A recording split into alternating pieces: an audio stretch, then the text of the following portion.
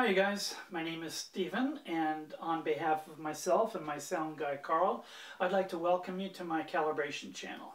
I have 30 years experience working in facility maintenance operations, mostly in biotechs and biopharma production facilities.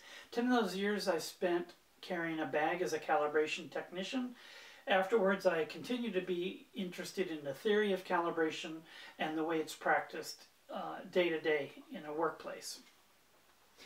This video is about an idea that I first encountered while reading an article written by Dan Collins. Dan was writing about how to improve the reliability of control loops, but I think his idea has far-reaching implications well beyond the scope of his article. So I hope you will stick with me while I describe it to you.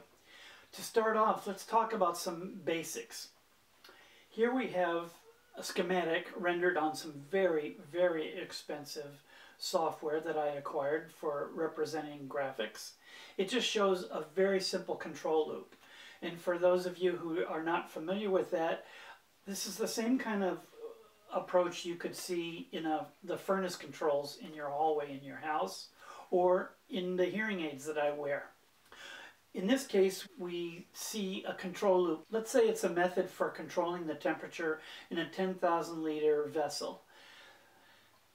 It looks quite simple, but I have seen many renderings in real life of control loops that look exactly this simple and work very well. So what we have is an appropriate temperature sensor that's sitting in the process that we want to measure, and it talks directly to a PID controller. And PID just means proportional, integral, and derivative control. These are generic off-the-shelf microprocessors that run many processes throughout the industrial and domestic installed base. In keeping with my focus on calibration and instrumentation, let's look at the most likely failure modes for the temperature sensor itself. The first one is a catastrophic failure. Let's just say you're up in the control room watching this process run in this 10,000 liter vessel, and it's held a temperature of 50 degrees for the last hour, because that's what's in the set point. All of a sudden, the temperature display goes to 0 degrees, or 114 degrees, or some other kind of nonsense. Now, you know it's nonsense because you can't change 10,000 liters of fluid that fast. So the chances are very good that what you just witnessed was a catastrophic failure of the temperature probe itself. The next failure mode is one that might be quite a bit more difficult to identify, even if you were sitting there watching it. This is a change in the dynamic response of our sensor. So that just means that instead of responding quickly to small changes in the temperature of this vessel, it takes a lot longer for it to register those changes, even if eventually it proves to be just as accurate as it was before. This could wreck the chemistry of the process you're running in the vessel. I might say that pH probes and dissolved oxygen probes are particularly vulnerable to this kind of failure. The last failure mode I want to talk about is what's called OOT. And calibration techs the world over will recognize that acronym. It stands for out of tolerance.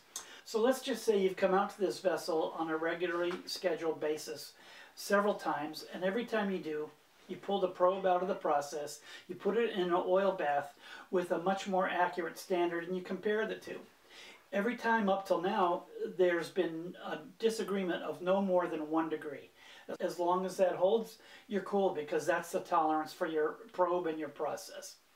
Yesterday you came out and you discovered instead of a 1 degree difference between the two probes, you found a 3 degree difference. Okay, you're out of calibration, and your process is out of tolerance. This is some very bad news for the process owner. And to make it worse, you probably can't tell them when it first happened unless you luck out and have another data stream that can give you some clues. Otherwise, you have to conclude that the last time this process was in calibration was the last time you did the cal, and it failed 1 second after you walked away. Well, when was that? Could have been 6 months or a year ago.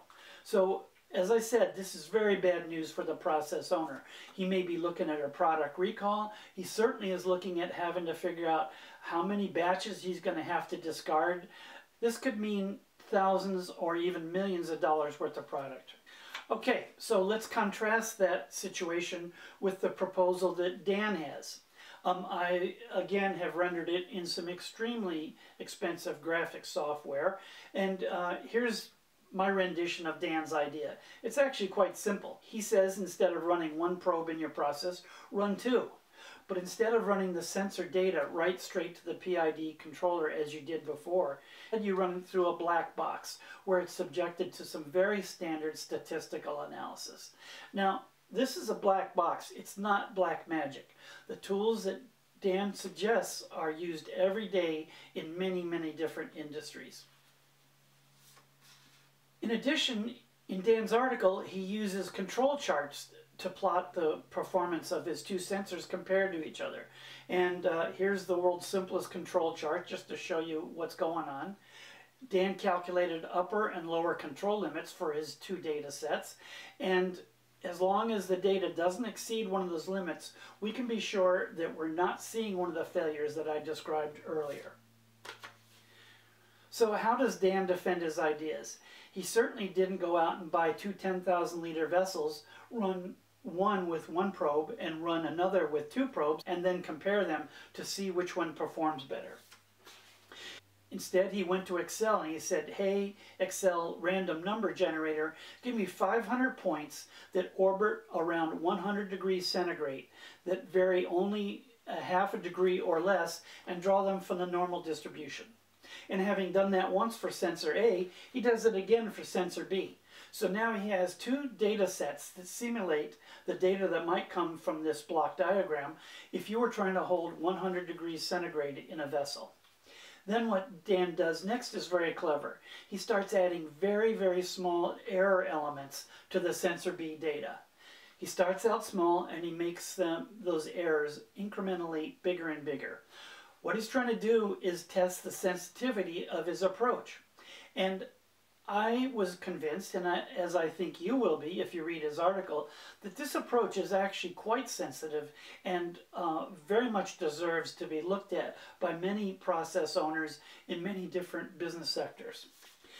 As I said, Dan's ideas only take up 6 pages in a magazine article, including the illustrations, so I heartily recommend you go read it for yourself. So the last thing I want to do in this first video is talk about the downsides to Dan's approach. And there are some definite downsides, especially within pharma. Let's take them in order. First is the cost of the probe itself. Second is the cost of the calibration of that probe. Third is the cost of transposing Dan's idea from a magazine article into code that our PID controller could recognize and act on. The fourth cost and the fourth downside to Dan's idea is the biggest one, and the one with political heartaches, I think. And that's the cost of validating this process. So in the next video, I will get into the details of each of those downsides, as well as the upsides for Dan's approach that I think you'll want to stick around for. I think they're very thought-provoking and interesting. In the meantime, thank you for paying attention. On behalf of my makeup guy, Carl, and myself, I want to wish you a good day. Thank you.